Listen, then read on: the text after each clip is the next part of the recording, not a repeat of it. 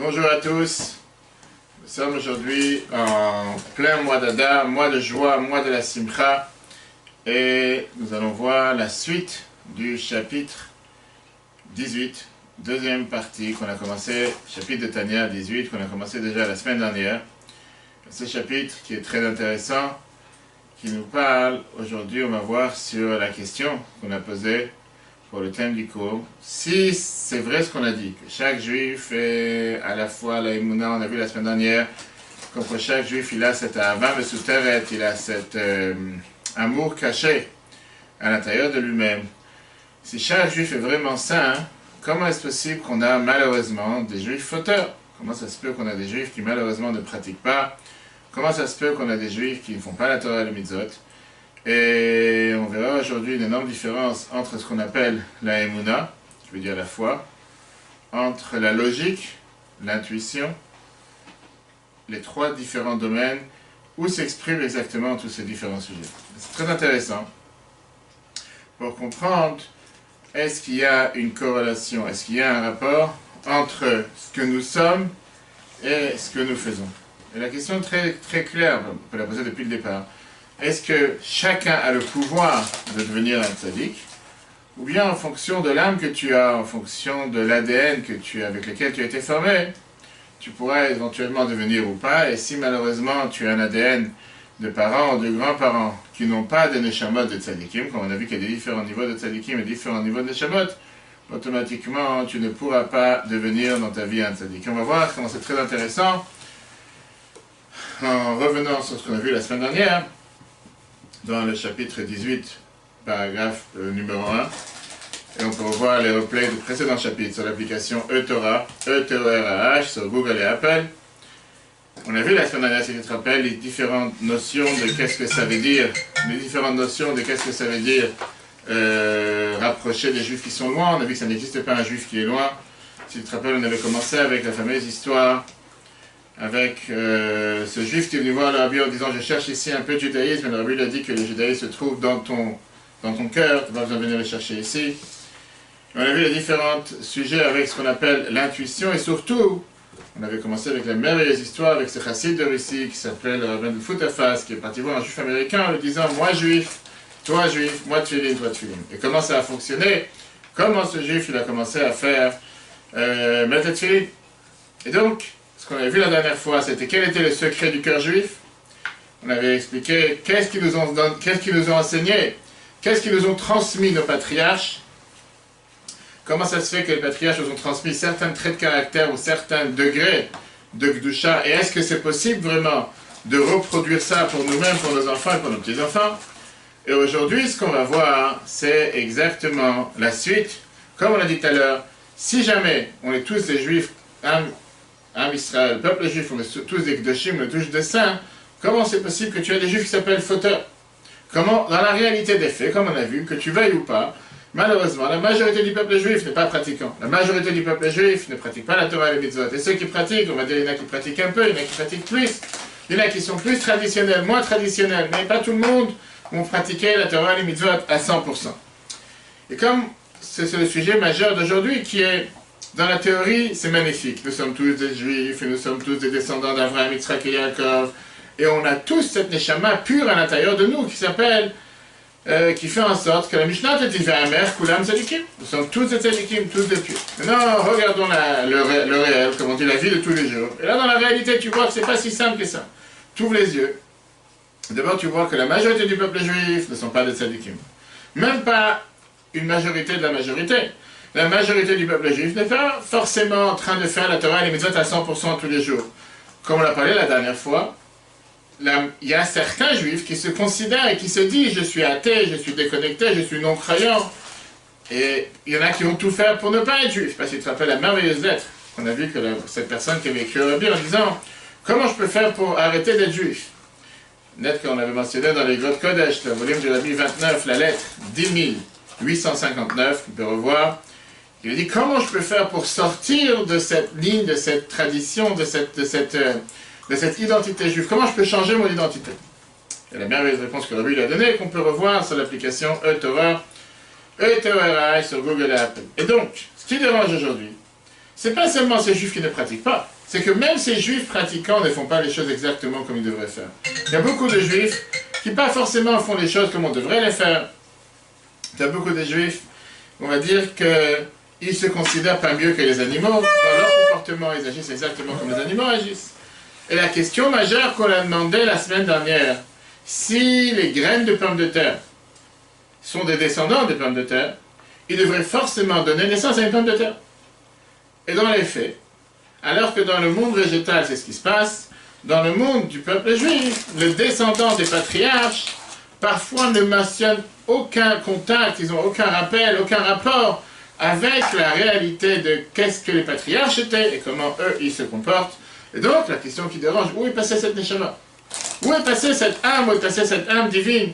On te dit que c'est une âme pure, une âme merveilleuse. Où elle est passée cette neshama? On te dit que c'est le peuple juif et saint. Non, en effet, ça ne se passe pas. On va avoir une réponse qui au départ peut choquer, c'est pour ça qu'il ne faut pas s'arrêter au début de la réponse, mais jusqu'à la fin. Le mot Azakel va le découvrir dans cette deuxième partie du premier paragraphe du chapitre 18, Père et Qutret, en te disant, tu sais quoi mon ami? Effectivement, on n'est pas tous les mêmes. On a des différences. Que tu veuilles ou pas, on a des différences énormes dans le peuple juif. Des différences énormes qui ne commencent pas par la manière de se comporter, mais ils commencent par la racine et la source de la neshama de chacun d'entre nous. Tout d'abord, il y a le fait que les neshamot ne sont pas les mêmes. Et ça, c'est la source des différences majeures qui se passent, les différences majeures qui se passent entre, on va dire, ceux qui sont d'un certain niveau très élevé et ceux qui sont d'un niveau moins élevé. Alors d'abord, comprenons d'où vient cette différence, et après on verra l'essentiel. Ça ne veut pas dire parce qu'il y a des différences à la racine qu'on ne peut pas changer. Et ça, c'est le plus important, ça on va le voir après. Parce que malheureusement, beaucoup de gens te posent la question, bah, si c'est comme ça veut dire que j'ai pas de chance. Si je viens d'une neshama, d'une âme qui est d'un calibre moyen, ou d'un niveau tellement bas, j'ai pas d'espoir, laisse-moi tranquille. De toute façon, je pourrais jamais devenir un tzaddik. Je pourrais jamais devenir quelqu'un de saint. Mon père n'était pas saint, mon grand-père encore moins, mes aïeux, mon père. Prenons le contraire. Mon père n'était pas juif. Mon grand-père n'était pas juif. Et on va voir comment, dans ces histoires-là, c'est pas forcément d'où tu viens qui fait la différence. Mais d'abord, comprenons à la base que oui, il y a des neshamot totalement différentes. Il y a des neshamot de haut niveau et des neshamot de niveau beaucoup plus bas. C'est ce qui fait la part des choses, c'est ce qui fait la différence dans le comportement du peuple juif, du fait qu'il y en a qui vont se comporter avec un niveau beaucoup plus proche de Dieu, et certains qui vont se comporter avec un niveau beaucoup plus loin de Dieu, et qu'avec le temps, ils vont se rapprocher, oui ou non. D'abord, comprenons ce qui se passe à la source, et après on verra dans les détails. Pour ça, j'ai dit, avant d'attaquer avec des questions, voyons jusqu'à la fin du sujet. Dans la Kabbale, c'est expliqué dans la Kabbale, que le monde a été créé avec ce qu'on appelle un Seder Ishtalshelut. On va dire, pas avec un ordre qui est cause à effet, du fait que comme tu as une chaîne qui se déroule, quelque chose qui descend, c'est comme un enchaînement d'événements qui fait que le fait que tu as, sur un escalier de 10 marches, tu as poussé une balle sur le premier escalier, ça descend sur le deuxième, ça descend sur le troisième, etc. etc. Dieu a créé le monde d'une manière que tu as cet enchaînement, cette chaîne qui a cette abondance, cette divinité de Dieu qui descend de niveau en niveau. Les premiers niveaux de la chaîne sont les plus élevés, les plus proches, les derniers niveaux sont les niveaux les plus bas. En deux mots, on a 4 mondes spirituels. On a parlé de ça plusieurs fois. On a le monde de Hatzilut, Bria, Yetzira, Asiya. On va l'expliquer encore une fois et une seule fois dans ce cours, parce qu'on va le répéter sans arrêt. Ces 4 mondes viennent te décrire, on va dire, différents niveaux de la descente, ou de la manière comment Dieu s'exprime dans le monde. On va dire plutôt du transfert entre la soumission totale à Dieu et l'existence totale, l'égoïsme total de la personne. Plus tu es dans un monde élevé, plus tu es totalement effacé, proche de Dieu. Plus tu es dans un monde plus bas, plus tu ressens presque pas Dieu, et tu ressens que ta personne. Hatzilut représente le fait de ce qu'on veut dire quelqu'un qui est totalement effacé, qui n'a pas sa propre existence, il n'existe pas lui-même. Quand tu parles de Bria, c'est déjà le début de la création de la personne, le début de son existence, le début de ressentir que j'existe. Oui, j'adore Dieu, j'aime Dieu, j'ai envie de faire seulement ce que Dieu il veut, mais c'est moi qui aime, c'est moi qui ai envie. J'existe, il y a ma personne, je ne vais pas totalement m'effacer. Dans Yetzira, le monde encore plus bas, le 3e niveau, c'est déjà pas seulement qu'il y a un certain ressenti de la personne, mais ce ressenti prend une certaine forme. Puisque j'aime Dieu, pour ça je fais ce que Dieu me demande. Mais le jour où il m'énerve, si on peut dire, je ne fais pas ce qu'il me demande. parce que j'ai quand même mon mot à dire. C'est pas juste que je fais ce que Dieu me demande parce que j'ai... Non, j'ai aussi une certaine forme. Tu parles de Assia, le dernier monde dans lequel nous sommes tous. Ça, c'est le monde dans lequel j'ai mon ego, j'existe. Presque comme Pharaon, on l'a vu il y a quelques semaines, il était capable de dire qui est Dieu, c'est moi qui est Dieu. Moi qui décide, il n'y a pas de Dieu ici. C'est moi qui décide de faire ce que j'ai envie. Mais le problème, c'est que ça ne s'arrête pas là. Il n'y a pas seulement ces 4 mondes. Dans ces 4 mondes, on va rentrer en fait de la comptabilité aujourd'hui. Dans ces 4 mondes, il y a 10 sphérotes. Les 10 attributs avec lesquels Dieu a créé le monde. 10 manières, 10 formes par lesquelles Dieu se dévoile dans le monde. On a parlé plusieurs fois. Chokhmah, Binadat, l'intelligence, la connaissance, l'intellect, la bonté, la rigueur, l'harmonie, etc., etc., jusqu'à Malchut Hawaït. Pareil, quand tu commences à descendre de ces 4 mondes et ces 10 sphérotes, ces 10 attributs, plus tu descends de niveau en niveau, de plus bas en plus bas. Dans ça même, il y a encore 5 niveaux, qui sont les niveaux de l'Anshama, et qu'eux-mêmes, ils ont 5 différents composants, on en parle régulièrement. Dans chaque monde, il y a les 10 sphérotes, donc il y en a 40. Exactement, tu vois, c'est pas juste 40. 40 ou 14. 40. Il y en a 10 par... Mais ça commence à s'exprimer, c'est plus que ça. Si tu prends ce qu'on fait la prière de Homer, le Sirat, le comptage de Homer, qu'on compte chaque année entre Pessah et Shavuot, on te dit que dans Chesed, par exemple, tu as les 7 attributs, dans Chesed même, dans Gvoura, tu as 7 x 7, 49. Je dis, on va descendre et tu vas voir après pourquoi c'est important de comprendre la racine, pour pouvoir après comprendre comment on fonctionne dans ce monde. Donc on a déjà commencé avec les 4 mondes. Des 4 mondes, on a les 10 attributs avec les 10 manières avec lesquelles Dieu s'exprime. Et après ça, on a la Neshama elle-même que chacun est là, qui a 5 composants. C'est 5 différents niveaux de la Neshama. On en parle régulièrement le jour de Kippour, que chaque prière correspond à un autre niveau de Neshama. Nefesh représente l'action, Ruach représente les sentiments, Neshama représente l'intellect, le cerveau, Chaya représente la volonté, Yechida représente la Neshama elle-même, l'essence de la Neshama. On dit que l'essence d'un juif se réveille le jour de Kippour, la Neila, etc. Et dans la Neshama même, tu as les niveaux. Nefesh, c'est le niveau le plus bas, Yechida, c'est le niveau le plus élevé. Chacune de ces 5 niveaux se divise encore en 5 niveaux. Et donc, si on veut récapituler rapide, pour ne pas devenir totalement troublé par des chiffres et par les des chiffres aujourd'hui, on voit comment tu as 10 attributs, 10 manières comment Dieu il fonctionne dans le monde, fois doublé, fois 4 mondes, fois 5 niveaux d'âme, fois 5 sous-niveaux, automatiquement on est déjà arrivé à des milliers de niveaux différents. Pour comprendre, il y a un énorme nombre, sans limite de niveaux, puisque chacune de ces attributs, comme la question que tu viens de demander, se décompose, se divise, s'étale avec des sous-niveaux, sous-nombres, qui fait que c'est infini. Par rapport à la Neshama d'Adam Arishon qu'on a reçu au départ, l'âme d'Adam Arishon, jusqu'à ce que nous sommes aujourd'hui, c'est illimité, c'est ça. J'allais dire, c'est presque comme les milliards de cellules, et c'est ce qu'on va voir, qui se créent dans le corps humain. C'est-à-dire, là, il y a 10 millions de cellules, il y a 20 millions de cellules, il y a tant de cellules, tu perds les nombres. Tu entends une conférence sur les cellules et sur les gains qu'une personne, par rapport à l'ADN, comment ça fonctionne, tu peux devenir complètement fou. On parle en termes de millions de cellules. Quel million? De quoi tu parles? Une cellule, 2 cellules. On va parler des dizaines et des dizaines de millions, etc. Et c'est là qu'on commence à comprendre. Donc ça, c'est dans le monde de la Kabbale. Dans le monde réel, on va voir que c'est la raison pour laquelle il y a certains traits de caractère, certains attributs, certaines fonctions qu'une personne peut avoir dans la même famille totalement différente de l'autre. 2 frères, totalement opposés l'un à l'autre, pourtant ils viennent du même père et de la même mère. Comment est-ce possible qu'ils sont tellement différents? Le niveau spirituel d'une personne peut tellement varier et changer par rapport à une autre personne dans la même famille. Imagine-toi que ce n'est pas la même famille. Tu as déjà des niveaux qui sont totalement déconnectés. Tu peux avoir des personnes qui sont des grands rabbinim, des grands dirigeants du peuple juif, tu peux avoir des grands hommes d'affaires, ou des juifs, ce qu'on appelle amcha, des juifs simples, des très bons juifs, mais qui n'ont pas ce niveau de connaissance, ce niveau de pratique est totalement différent. L'occupation de chacun est tellement variée, tellement différente.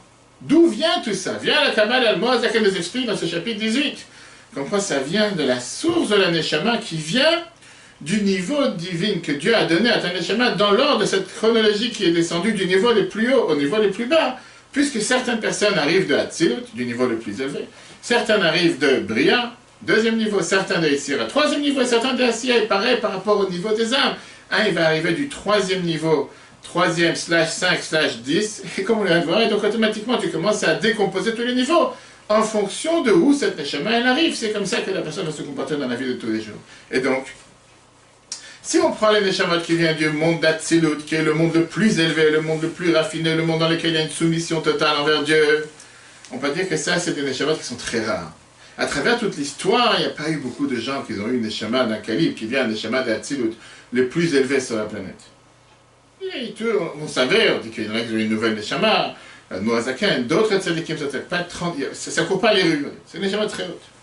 Pourquoi? Parce que le monde Atzilut représente une divinité dans laquelle il n'y a pas ta propre existence, toi tu n'existes pas. Totalement effacé pour le service de Dieu, ce qu'on dit dans le langage de la Chassidut, Einod milvado, il n'y a rien à part Dieu. Et pour atteindre un tel niveau, il faut être d'un haut niveau. Pas tout le monde est capable d'arriver à un tel niveau.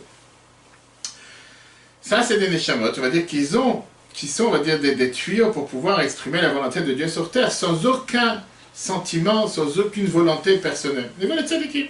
Dans notre génération, on a vu le rabbi, on sait pas, je ne vais pas dire que nous, on sait quel neshama le rabbi avait, mais on a vu des tzadikim qui étaient totalement transmis au service de Dieu, H24, pour le peuple juif, sans distinction. Prenons les neshamot de Havot. Les neshamot de Havot, c'était aussi d'un très très haut niveau. Prenons les 7 invités qu'on a dans la soukha. Prenons Rabbi Shimon Bar Yochai. Ça, on peut très bien voir que ça, c'était des niveaux de neshamot très particuliers. Tous les autres neshamot, tous les autres âmes viennent du deuxième monde de Bria et plus bas. Et c'est pour ça qu'au final, chacun d'entre nous, qu'on veuille ou pas, on a tous cet ego, on a tous cet orgueil, on a toute cette volonté d'exister, volonté de s'exprimer de différentes manières.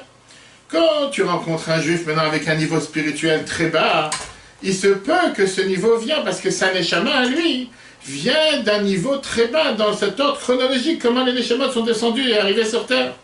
Le niveau le plus bas, ça sera le niveau de Nefesh dans Nefesh, et le Malchut d'Assia, qui sont la 10e attribut du dernier monde. On demande un niveau, on ne va pas dire aura des pâquerettes, mais le dernier niveau. Ça, c'est ceux qu'on va dire qu'ils ont un niveau spirituel très bas. Comme je dis, avant les questions, on n'a pas fini, c'est le début, parce que les gens disent, si c'est comme ça, je suis fini, j'ai pas d'espoir. De toute façon, je suis né avec une telle neshama, je ne pourrai jamais avancer. Faux. On va tout de suite voir. Maintenant qu'on a compris d'abord, du fait qu'il y a une différence majeure, énorme, entre un juif et un autre, par rapport à la racine et à la source de sa neshama. Maintenant, on va voir le deuxième côté, l'envers du décor, le deuxième côté de l'image, qui est totalement différent. C'est vrai que tu as des neshamot très élevés, et tu as des neshamot très basses. Mais il y a un point commun entre tous. Le point commun entre tous ces neshamot, c'est qu'ils viennent tous de la Kedusha. Ils viennent tous de la sainteté. Et la sainteté, c'est quelque chose qui est très très large, avec des différents niveaux qui s'expriment jusqu'au niveau les plus bas, mais le tous attaché. C'est exactement la photo qu'on a mise sur le cours aujourd'hui, l'ADN. Tu peux retracer grâce à l'ADN de génération en génération en génération sans fin, alors qu'il y a des millions et des millions et des millions de cellules, qui veut dire qu'autant tu peux avoir un juif qui a une neshama d'un niveau très très bas, mais c'est toujours une neshama, c'est une âme. Elle est connectée. Cet ADN, cette cellule, elle est connectée avec les autres cellules du corps. Même s'il y a des millions de cellules, même si tu vas retracer les parents, grands-parents, comme on va tout de suite voir, la Mourazakan en parle, avec les arrière-grands-parents, il y a cette traçabilité qui ne peut pas être déconnectée. Elle est toujours connectée. Donc pas seulement que chacun il a une neshama sainte, mais cette neshama, elle a à l'intérieur d'elle-même les niveaux les plus élevés. Même si elle en soi, elle vient d'un niveau bas, mais elle a les niveaux les plus élevés. Dans le monde de la Kedusha, c'est ce qu'on appelle, ça veut dire Itkalelut. On essaie d'englober tout. Chaque niveau spirituel qui sort de sa racine, de sa source, ne se déconnecte jamais de la source d'où elle vient. Elle ne peut pas devenir quelque chose totalement indépendante. Elle est attachée avec sa source et elle reçoit de sa source. Prenons une source tout court. Une source tout court. Tu vas des fois dans les montagnes, tu peux voir, je sais pas, des kilomètres et des kilomètres de source d'eau qui descend. La goutte qui arrive juste en bas, elle peut très bien être déconnectée de la racine d'où elle est partie depuis le départ. Mais au final, elle est toujours attachée à cette source. Bien sûr, tu peux après la séparer. C'est pour ça que ce n'est pas le meilleur exemple. Mais dans la réalité, quand tu parles de l'ADN, ça c'est quelque chose comme quoi tu vois que dans une famille, les gènes sont... tu ne peux pas les changer. Ils existent, tu ne peux pas changer ton ADN. Tu ne peux pas transformer ton ADN. Tu ne peux pas transformer qui tu es, d'où tu viens. Ça, c'est l'être même, c'est la personne elle-même. Et ça restera éternellement. Sauf qu'on va voir comment tout à l'heure, certains ADN vont s'exprimer de manière différente. Entre le père, la mère, et quand tu apprends tous ces différents cours qui sont très riches, sur comment les ADN peuvent se mettre en place, pourquoi telle et telle personne sont compatibles, pourquoi ils ne sont pas compatibles, pourquoi tel et tel ADN qui vont se mettre ensemble peut donner naissance à un enfant avec telle allergie, alors que l'autre enfant n'aura pas une telle allergie. J'ai dit, des fois tu sors, j'ai pris plusieurs cours et conférences sur ce sujet, plusieurs séminaires, des fois tu sors, tu as la tête qui explose. C'est la complexité du corps humain, comment Dieu l'a créé, et c'est ce qu'on dit dans tous les jours dans la prière, Marabou, Maser, Hachem, comment c'est merveilleux, les actions de ce que Dieu a fait sur terre.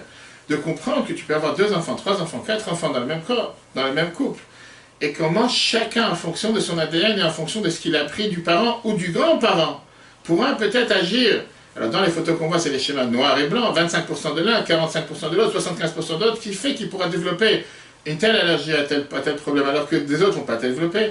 Un, il va développer, que Dieu nous en préserve, une telle malformation, elle ne va pas développer une telle malformation. Tout ça parce que tout est gravé dans le système, que tu ne vois pas, ils sont tous connectés.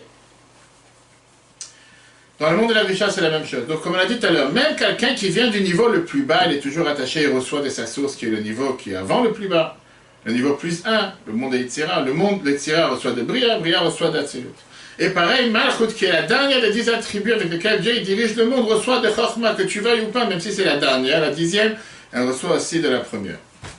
Qui veut dire, et ça c'est la révolution, encore une fois, de la Chassidut, que la Neshama la plus basse sur terre, puisque sa Neshama vient du niveau le plus haut, Neshama par définition, elle peut aussi recevoir des Neshamot les plus élevés. Elle n'a jamais été déconnectée, elle n'est pas ici indépendante. Ce n'est pas un être à part entière qui est totalement déconnecté, totalement séparé, non. Elle peut être une Neshama en soi d'un niveau très bas, mais au final, elle est connectée avec la Neshama la plus haute. Un morceau de bois, que tu veuilles ou pas, c'est un morceau de bois. Ça peut être de mauvaise qualité, ça peut être des miettes, de bois. Mais ces miettes de bois, elles sont toujours du bois.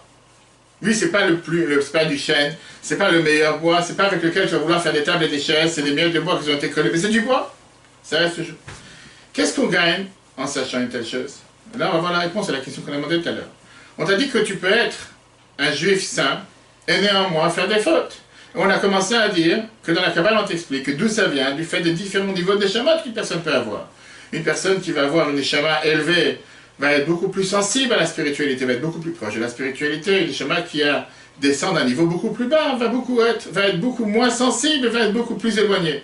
Et donc la personne peut se dire, bah, si c'est comme ça, j'ai pas d'espoir, viens là de Morazakel et te dit que non. Pourquoi? Parce qu'au final, tous ces Neshamot sont connectés, on est tous ensemble, les uns avec les autres. Et donc, ça s'exprime clairement de manière différente, comme on va tout de suite voir. D'abord, la Gemara te dit, on a vu cette histoire plusieurs fois, que même les Pachés Israël, même les fauteurs du peuple juif, Mleim Mitzvot Kerimon, ils sont pleins de mitzvot comme une grenade. J'ai raconté plusieurs fois cette histoire avec un juif qui est venu voir le rabbi et qui a dit, il discutait pour demander bénédiction, et il dit que je viens de voir de chez mon rabbi, mon maître, et il a parlé de telle et telle chose. Le rabbi lui demande, alors dis-moi, qu'est-ce qu'il a raconté, un mot de Torah. Et il dit que mon maître a parlé sur le fait qu'à la fin de la Bratanit, c'est écrit que les Rechaim, Mleim Mitzvot Kerimon, que les Pachés Israël, les fauteurs du peuple juif, sont pleins de mitzvot comme la grenade. Et il a demandé la question, comment on peut dire qu'ils sont pleins de mitzvot comme des grenades s'ils sont des Rechaim? Il y a quelque chose qui ne va pas ici. Le rabbi lui dit, moi aussi j'ai appris cette Gemara, et moi je me suis posé la question à l'envers. Puisqu'ils sont pleins de mitzvot comme des grenades, comment on peut les appeler des Rechaim? Contraire. Sur la fameuse phrase que la Mishnah te dit, Va'amer kulam tzadikim, tout ton peuple sont des tzadikim. Vient le Zohar et te dit, Va'aresh, il y a beaucoup de Rechaim. Puisqu'il y a beaucoup de Rechaim, clairement il y a beaucoup de gens qui ne font pas la Torah, les mitzvot. Comment tu peux dire que tout le monde sont des Rechaim? Néanmoins, tout le monde, on va dire, même les juifs les plus athées vont faire la Brit Mila, la circoncision. Certains ne vont pas le faire. Pour l'instant, on voit ça, on trouve ça en Seine-et-Marne. Certains vont te dire, non, au moins la Bar Mitzvah. Certains ne verront pas ni Bar Mitzvah, ni Brit Mila, mais il y aura un décès. On cherche à faire le Kaddish. Pourquoi tout ça? Parce qu'ils ont une Neshama à l'intérieur d'eux. Et cette Neshama, qui est une Neshama pure et sainte, qui va sortir, va éclairer, va rayonner à différentes manières, à différentes fonctions. Parce que si jamais ils auraient été déconnectés, ils n'auraient eu aucun contact. Déconnectés, ça veut dire qu'ils auraient ni Bar Mitzvah, ni Brit Mila, ni Kaddish, ni quoi que ce soit, aucun contact. Ni verser une larme quand il y a quelque chose de mal qui se passe en Israël, ni être joyeux quand il y a quelque chose de bien qui se passe en Israël. Et là vient la révolution.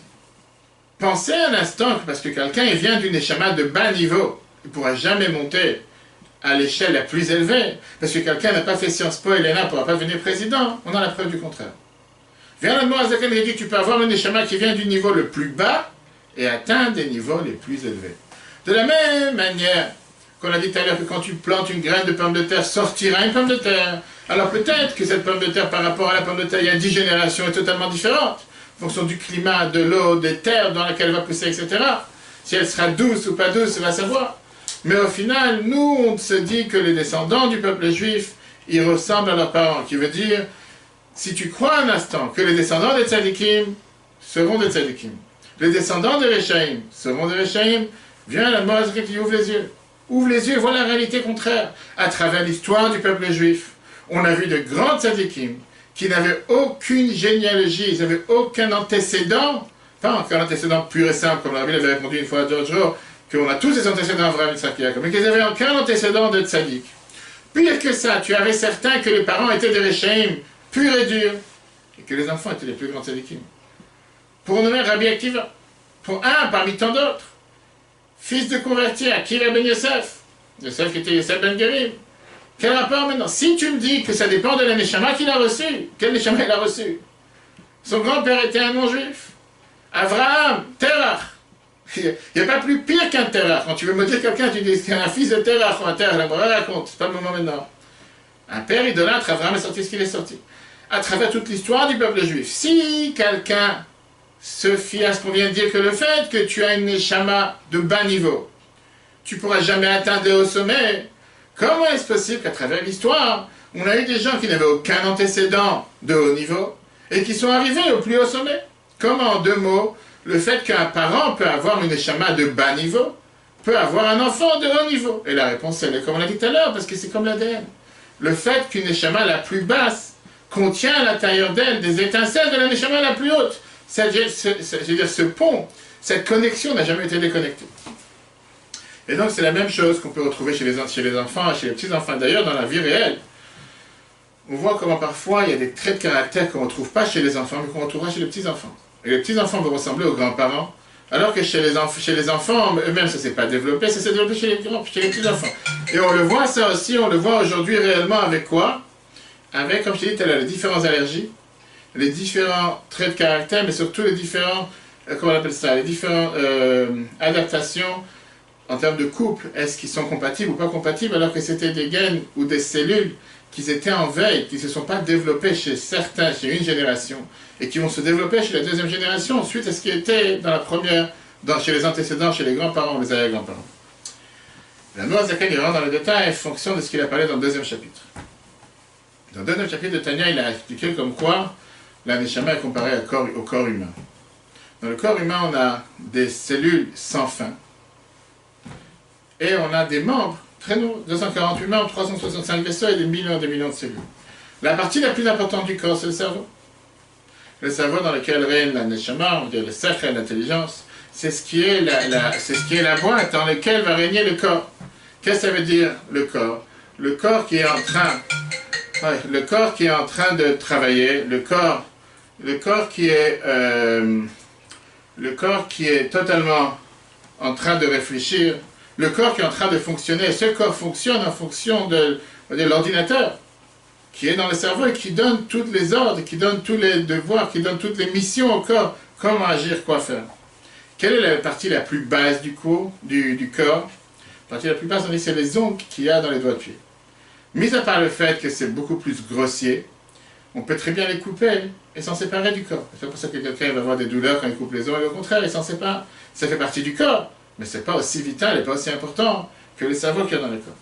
Noazaken t'explique qu'apparemment, quand tu regardes le corps humain, il n'y a aucun contact entre le corps, entre les ongles du doigt de pied et la tête. Mais quand tu regardes un peu plus profond, et pas à l'apparence, c'est vrai que Dieu nous en préserve, qu'il y a une plaie sur la tête, c'est beaucoup plus grave que s'il y a une plaie sur les ongles. L'ADN est la même, parce que les deux font partie du même corps.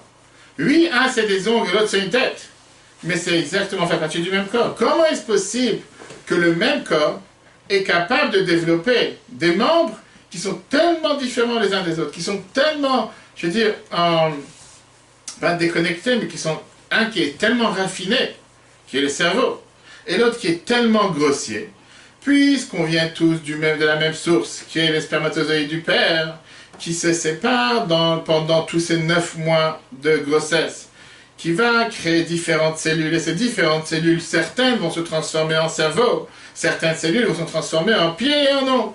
Mais puisqu'au départ du processus, c'est un processus qui vient tous de la même racine, puisqu'ils viennent de la même racine, automatiquement, à la fin, une fois que le corps a été totalement formé, et ça même un miracle par les merveilles, comment Dieu il a fait les choses sur terre.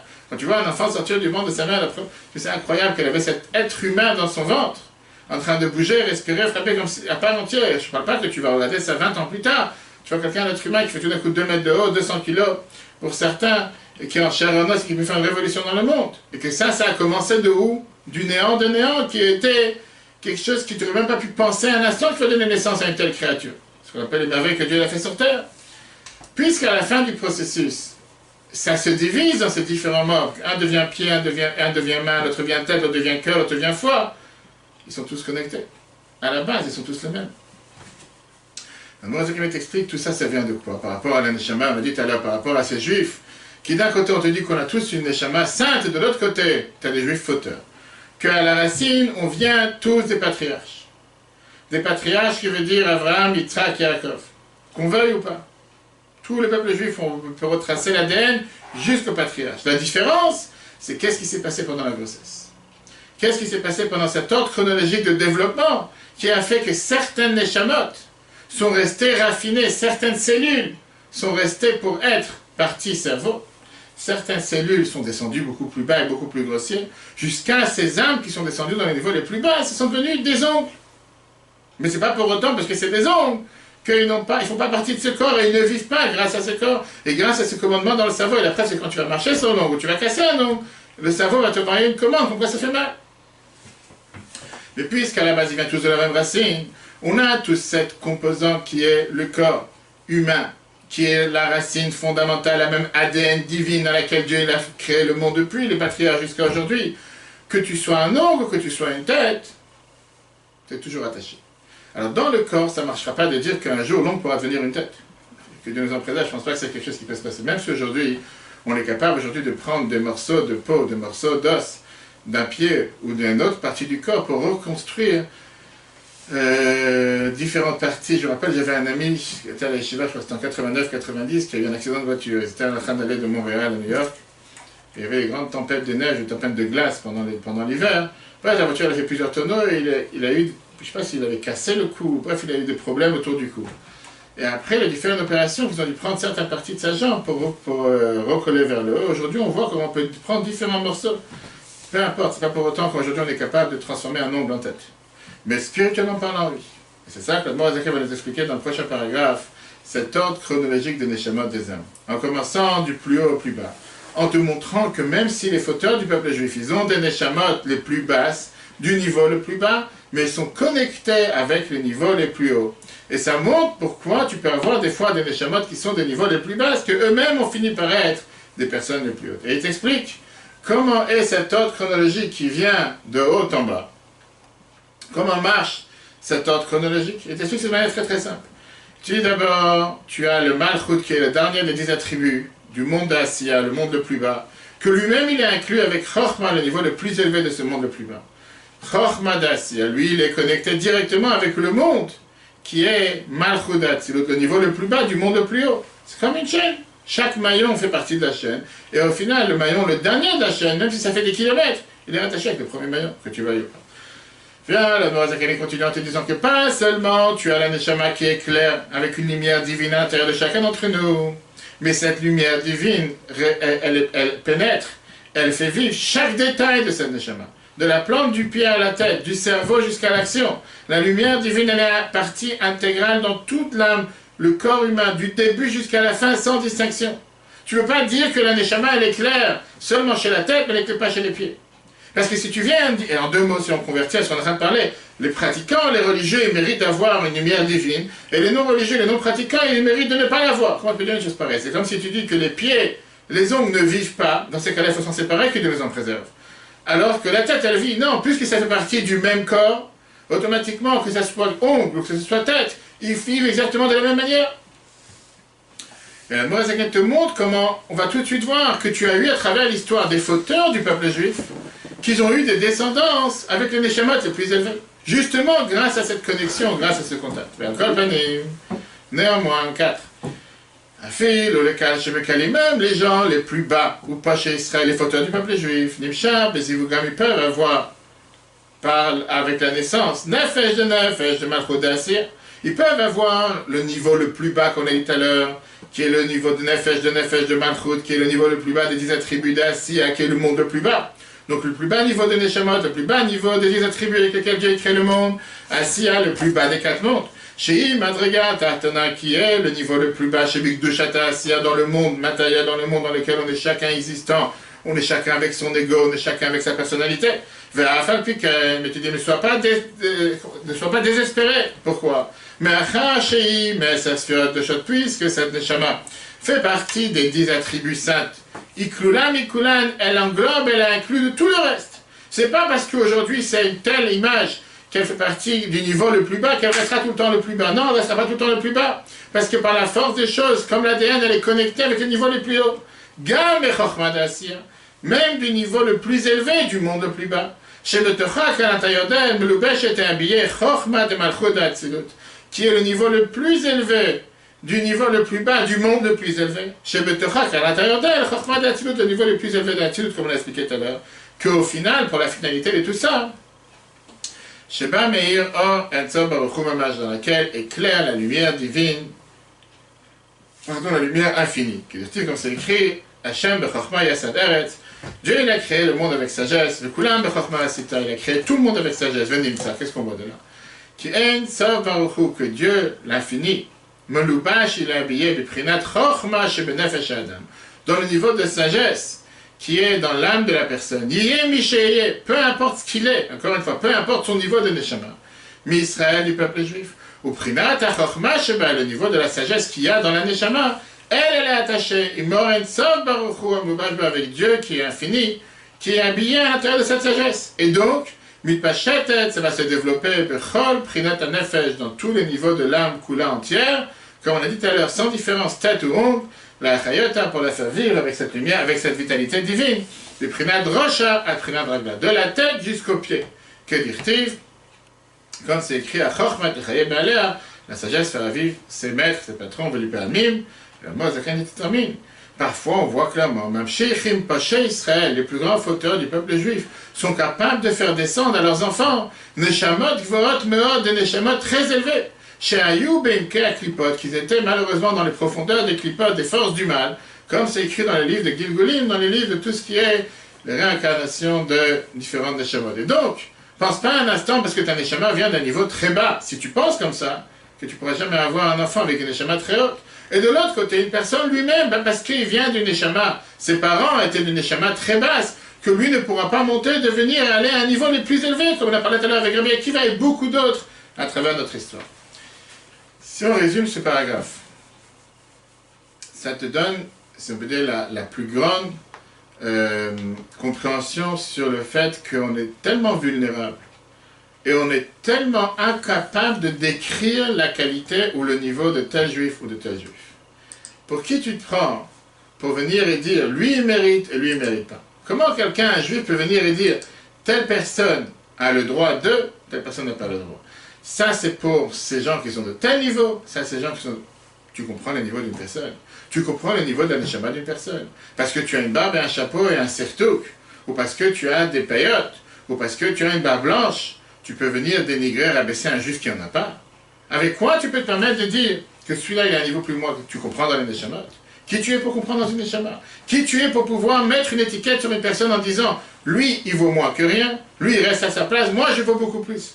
Et peut-être que lui qui a l'apparence peut apparaître comme le plus grand fauteur, il peut avoir la neshama la plus élevée. Et toi qui as l'apparence peut paraître comme la personne la plus religieuse, la plus pratiquante, tu peux être en général la neshama la plus basse sur terre. Et c'est juste un masque, c'est juste un déguisement. Sauf qu'à la place de se déguiser seulement pour une, tu te déguises toute l'année.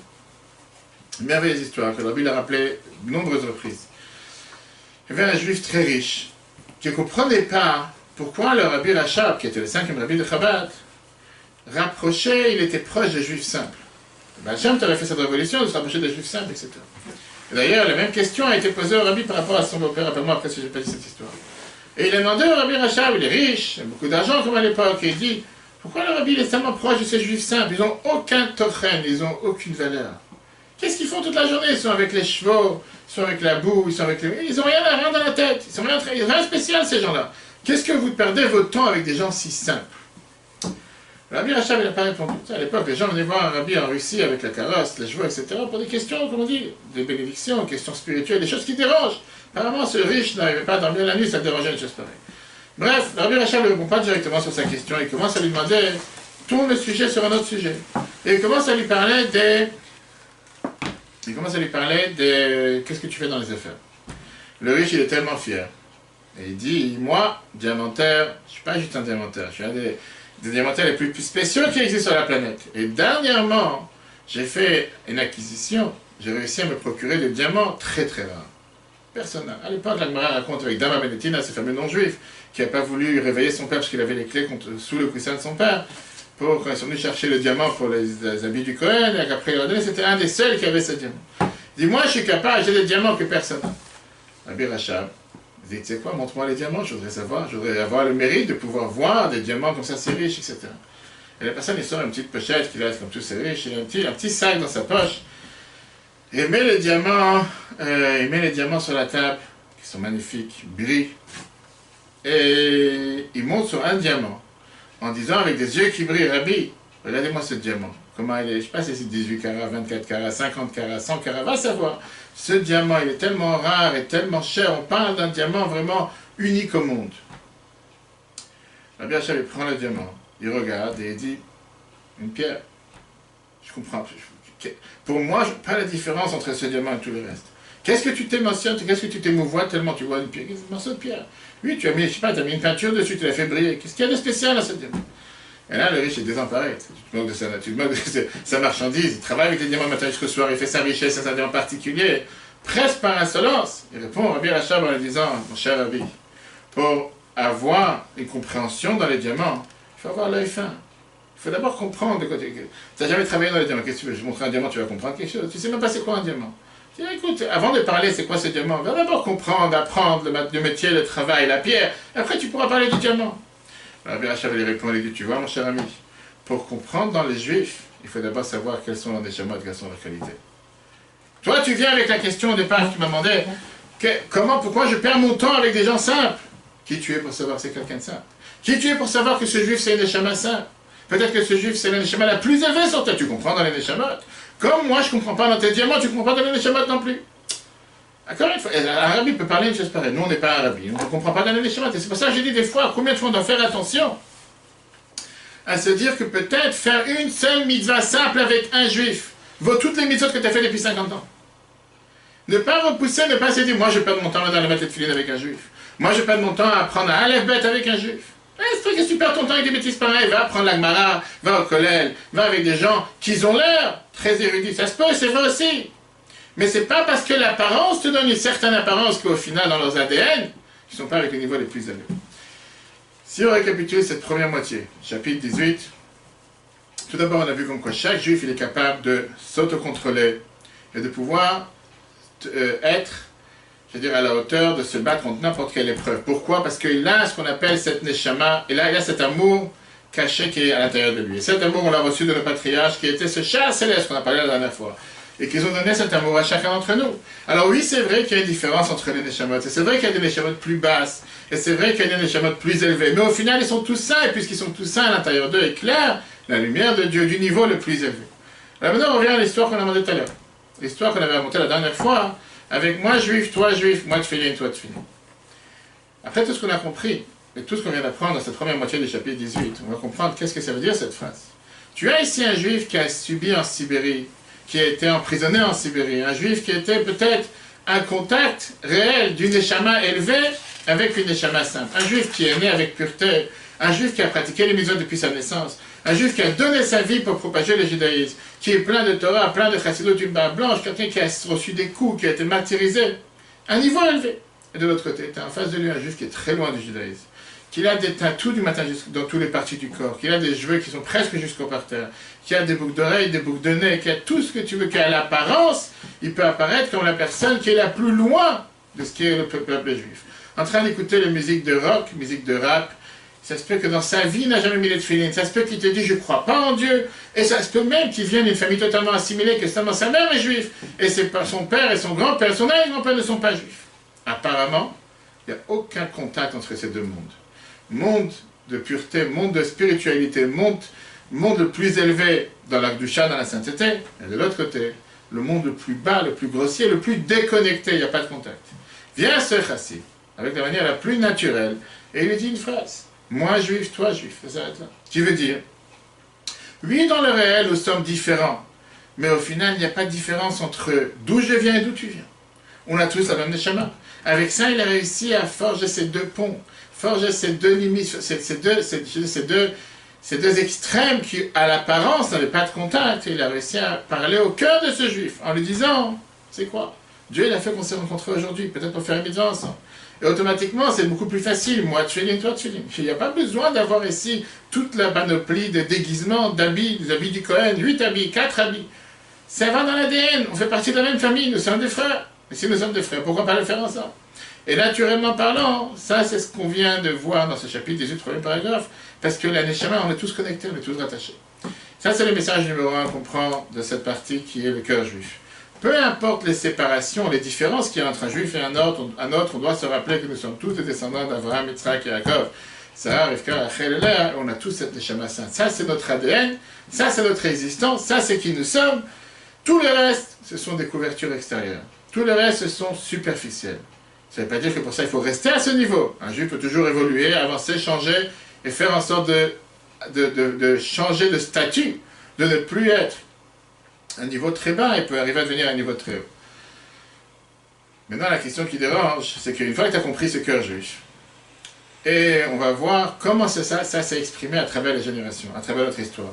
Et comment réellement, ce que la Torah nous dit, encore une fois, c'est pas une phrase Lubavitch, et c'est une chanson qu'aujourd'hui tout le monde chante, Tanakh, no maminim, ne maminim, qu'on est tous croyants. Maminim, ne maminim, on est tous croyants, fils de croyants. Et il y a quelque chose, comme on était là, il y a quelque chose qui est spécial avec ce peuple juif, le peuple le plus bizarre sur la planète. Ce peuple qui n'est pas logique, ce qu'on appelle la Emouna cette foi. Comment est-ce possible que la foi et la logique ne sont pas en fusion totale? Comment est-ce possible qu'il y ait une telle déconnexion entre la foi, je crois en Dieu, mais dans la pratique c'est différent? Comment est-ce possible que tu as des gens qui disent, sur là-bas, moi, mon cœur, moi je suis à fond avec Dieu, je suis à fond avec Israël, moi j'ai mon magain, moi j'ai mon truc. Mais, alors pourquoi tu fais rien pour ça? Tu n'as pas besoin d'entretenir cette foi. Comment est-ce possible? On verra après. Voici quelle est la réalité. Combien de juifs sont prêts à faire Messiot Nefesh? Des juifs qui n'ont pas mis peut-être Tefillin une fois dans leur vie, qui n'ont pas fait une mitzvah une fois dans leur vie, mais qui sont capables de faire ce qu'on appelle ce don de soi. Moi je vais aller pour Israël, je vais me battre, je vais tout faire pour sauver Israël. Ou des juifs qui sont prêts à faire tellement de bonté envers les autres, mais surtout pas les Tefillin. Surtout pas quelque chose de religieux. On va voir comment ça se peut que tu as des Réchaïm, tu as des gens qui sont, on va dire, très éloignés du judaïsme, qui font absolument rien, mais qu'au moment réel, un moment de test, ils étaient prêts à donner leur vie pour n'importe quelle bonne cause, surtout pour une cause juive.